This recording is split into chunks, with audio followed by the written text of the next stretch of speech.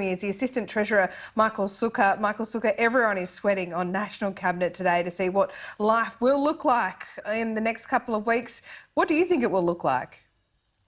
Well, Laura, I can tell you in my own household, we're sweating on the outcome of National Cabinet, and I imagine that's the same throughout the country. Look, as I've said, many times over the last few weeks, credit to the Prime Minister and the National Cabinet on being able to steward us through these health challenges. And I suppose my view has always been, and I don't have any particular insights into the National Cabinet, but not being a member, obviously, as we stepped into restrictions, I suspect we'll be stepping out of restrictions in a staged way, not too dissimilar to what some of the jurisdictions around the country have already announced. So, I think that sort of staged approach would be sensible. But I can, assure you there are millions of people around Australia, you're right, who are really keen to see some level of normality back in our lives. Yeah, retail and food services, we know from the statistics, have taken the biggest hit. If restrictions are lifted on these sectors in stage one, will that make a significant improvement early to our overall economic prospects?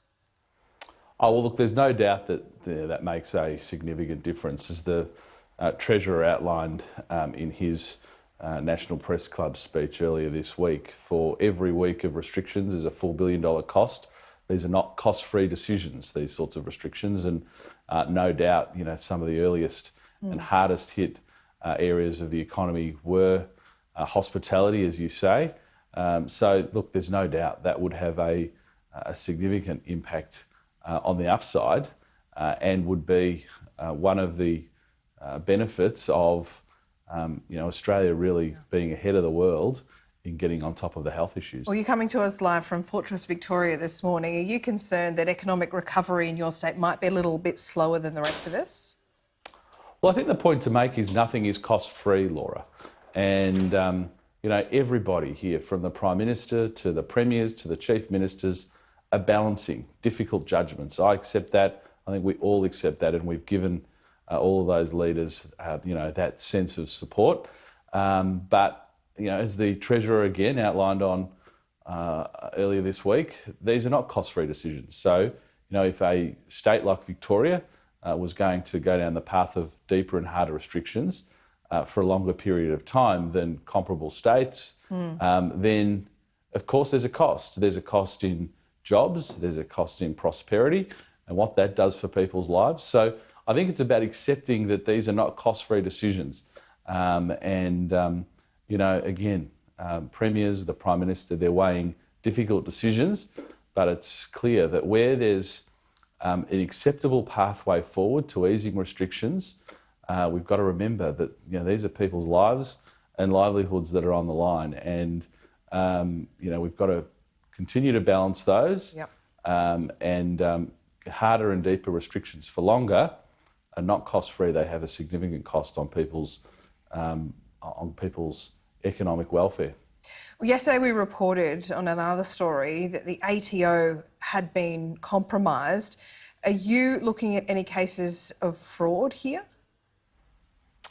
Well, what you're referring to, Laura, is not a compromise of the ATO. So it has been referred to the AFP, a case of identity theft, essentially, where bogus claims have been put through the early release of super scheme. I think it's worth noting, Laura, this has been an extraordinarily popular scheme. So in some respects, just to be clear, sadly popular. There's been no cyber breach of the ATO website, but what we have seen is multiple cases of identity theft. Can you tell us how many? No, look, Laura, these matters are being investigated by the AFP. What we've had is 1.2 million people with applying for early release of superannuation, well over $10 billion. There's been one isolated incident where I think it's fair to say identity theft has been involved. That's being investigated by the AFP, but I emphasise these are not a compromise of ATO systems. Yeah, of course. These are flat-out fraud. So we're investigating those, and as part of that process for today only, so today the ATO will pause requests for early superannuation being sent to super funds just for today. So they'll resume on Monday because we want the ATO today, out of an abundance of caution, to make sure that there's nothing more we can do to help people protecting their data, to ensure that people are not the victims of identity theft, as is being investigated by the AFP. So today we will undertake that process just to make sure there's nothing more that the ATO can do. But I think it's worthwhile noting, Laura, as was noted yesterday in the Senate committee, sadly, in the world we live in, the ATO and taxpayers information is under constant attack. It is literally under constant attack. Of course. Every day of the year. This program is no different. This is a very successful program. 1.2 million people, over $10 billion of early release of super. But out of an abundance of caution, we will undertake a further review just to make sure there's nothing more that the ATO can do to help taxpayers and to help Australians keep their identity, keep themselves, to the greatest extent possible, free from some of these fraudulent activities that always happen. Okay, just to be entirely clear here, we originally reported that there may have been about 100 breaches or identity theft cases when it comes to early access to super.